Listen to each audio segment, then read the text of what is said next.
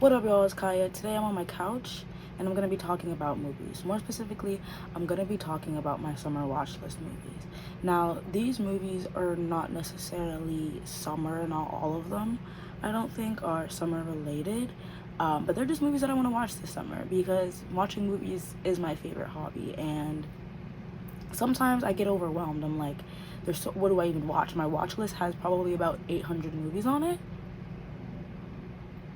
So I'm trying to be a little bit more intentional about it and kind of curating watch lists. Like, I definitely don't stick to them because I usually create watch lists for like October time, like Halloween, thriller, scary movies.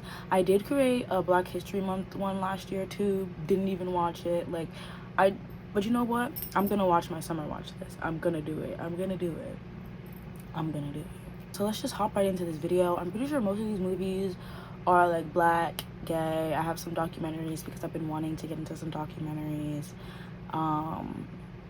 And yeah, or there's just movies that have been on my watch list for so long and I'm like, I just want to watch these. Like, I need to watch these. Also, a couple of these are movies that I want to rewatch. Okay, so the first movie we have is Miss Juneteenth by Channing Godfrey's People. Godfrey. I'm sorry if I'm saying the name wrong. I'm probably gonna do that a lot, unfortunately. But basically, this movie follows Turquoise, who is a single mom and a former beauty pageant queen. And I'm pretty sure she had her daughter like early in life, and that's why she stopped being a beauty pageant. You know, she became a single mom. You know, that takes over your life. A lot. And this movie follows her as she enrolls her reluctant daughter into the Miss Juneteenth pageant. Yeah, that's really all I know about it. I try to go into movies with very little, and yeah, it's actually really funny because I thrifted a copy of this DVD, and I usually don't buy movies that I haven't seen, or like I try not to, but I just felt very called to this. So if I watch this and I don't like it, I'm gonna be actually kind of sad, but I feel like I will like it. I feel like it'll be good. It'll be like heartwarming. Like, you don't really see that many movies about a single mother and their daughter, like, especially black, that's what I was trying to say. You don't see many black single moms and their daughters and like heartwarming stories about that. Like, it's, you know, at least I don't see that. Maybe I need to expand my movie taste. But next we have Moonlight, which this is kind of, I saw this, but at the time of making this list, I was making this list and my friend called me and was like, they're re-releasing Moonlight in theaters. And I was like, oh, we're going. I literally was just putting it on my summer watch list. Watched it. 10 out of 10. So good. Like, as soon as I walked into the theaters, I was holding back tears, and then they just fell at the end of Act 2. Oh my god, y'all, watch this movie. We basically follow a young black man growing up, dealing with like his sexuality and like the community surrounding him, and like his relationship with his mother, and just like all of that. And it's so beautiful. It's so slow, but it's moving, and like it's told in 3 parts. Just chef's kiss, honestly. Just next we have a rewatch, Bottoms. I heart Bottoms, but I've literally only watched it once. I watched it when it came out in theaters, and I feel like I need to watch it again.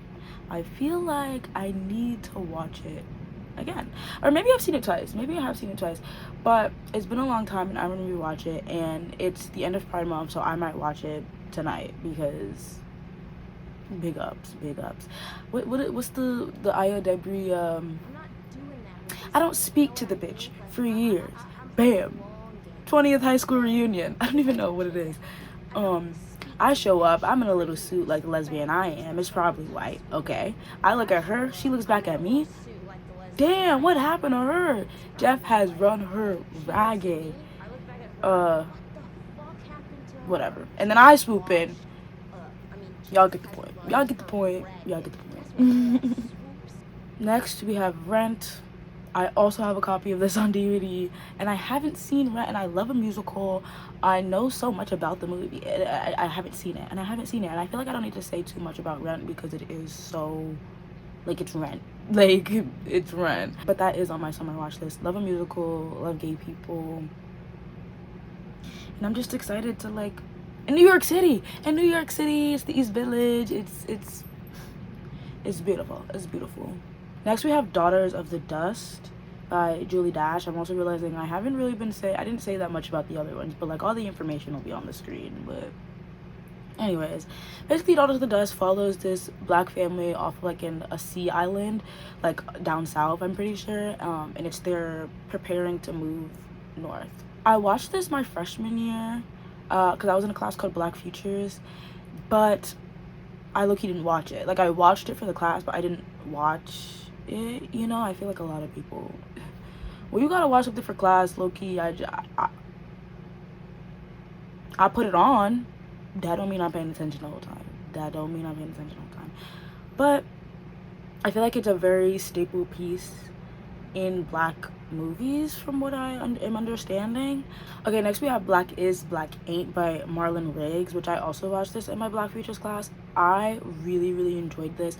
I love the musicality of it and just like all that it's addressing. It's basically a story about like black identity. It addresses like homophobia, misogyny within the black community and like all of this stuff. And I think, if I'm remembering correctly, this is Marlon Riggs' last film before he died of AIDS. Like in this documentary, his clips are of him in the hospital bed.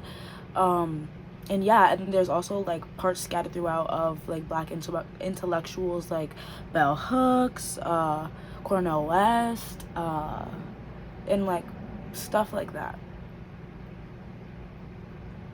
Yeah, but I'm really excited to rewatch this. Okay, next, I'm also realizing a lot more of these are rewatches than I realized. But next we have We're All Going to the World's Fair, which I didn't necessarily enjoy this movie from what I remember, like, but also like I feel like every time I watched it I fell asleep. Low-key, like I was going in and out of sleep because it's a very slow paced movie. Like there's not a lot of characters. It's very like meditative in a way. But I loved I Saw the TV Glow, and I'm so excited to watch Teenage Sex and Death at Camp Mimosa. I said Mimosa the other day and my friend corrected me and I don't even know. But I just want to give it a second chance. I really want to see what everyone else sees in it, and I feel like I could really like it. I think I just watched it at the wrong time, you know? Speaking of, oh, here it is. I was like, I feel like I have this on my list. I also have Teenage Sex and Death Camp at Miasma. I have no idea how to pronounce it, I'm not gonna lie. But I'm so excited for this to come out. I will be seeing it in theaters. Okay, next I have My Father's Shadow, which basically follows these two young brothers and their estranged father as they travel through Lagos, and it's during like the Nigerian like they're having like some kind of electoral like political crisis, and it follows them as they witness like their father's struggle and like their journey home and like the unrest in the country, in the city.